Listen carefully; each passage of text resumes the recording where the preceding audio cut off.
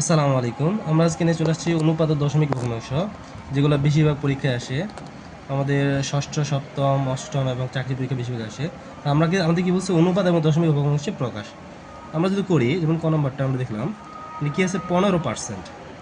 15%, এই 15%কে আমরা প্রথমে দশমিক ভগ্নাংশে প্রকাশ করব। তাহলে কি হবে, দশমিক ভগ্নাংশ মানে 15 ইন্টু পার্সেন্টই মানে কি 1/100, 1/100। তাহলে এটা আমাদের কি হবে, 15/100। 15/100 এটা যখন আমরা দশমিকে প্রকাশ করব, আমরা জানি দশমিক ভগ্নাংশের ক্ষেত্রে যদি হরের ক্ষেত্রে একের পরে শূন্য থাকে, তাহলে দশমিকের নিয়মটা আমাদের খুবই সোজা হবে।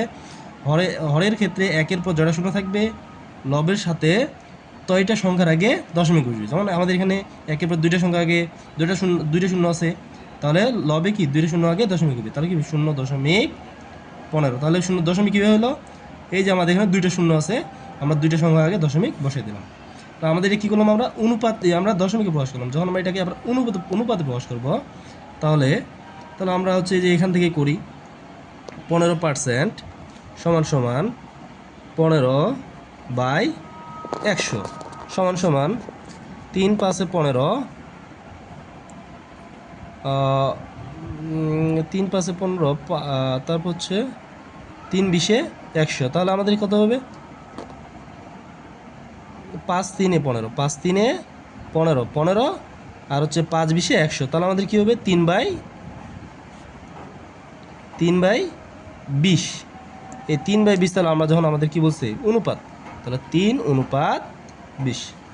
আমরা খ নম্বরটা দেখি, এখন আপনারা নিজেরা পারবেন। আমরা 32% করি।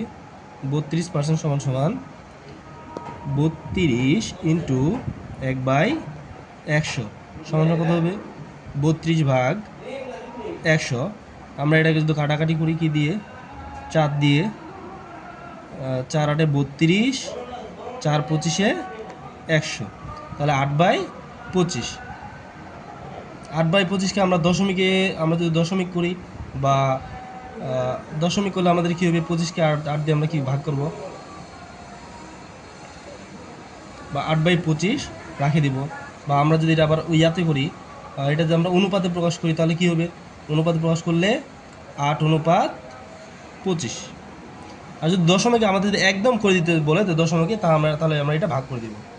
ঘ নাম্বারটা আমরা দেখি, 55% সমান সমান কত হবে, 55 ×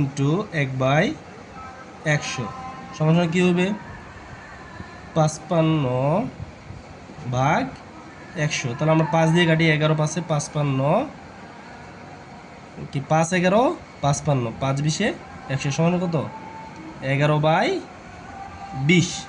11/20 আমরা যদি সেটা এখন অনুপাতে প্রকাশ করি, তাহলে আমাদের কী হবে, 11:20। কত সহজ না।